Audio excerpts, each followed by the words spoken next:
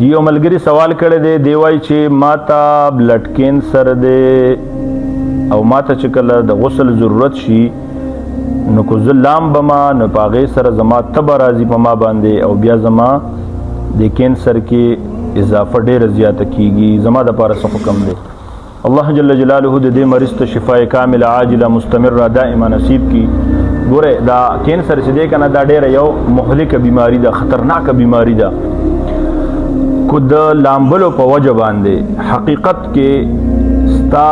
باندې تبه راځي او ستا په دغه کینسر کې اضافه راځي چې د هغې په وجه باندې کینسر یو مهلکه بیماري ده، انسان چې دین تاسو ته پته ده. نو کو په دغه کې اضافه راځي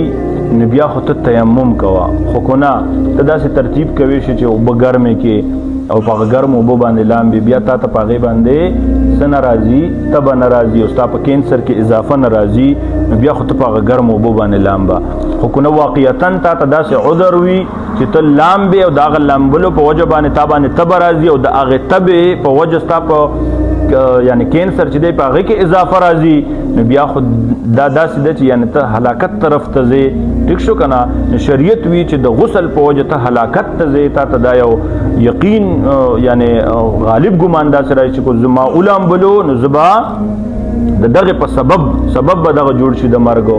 نو بیا خو تاله تیمم کول جایز دي.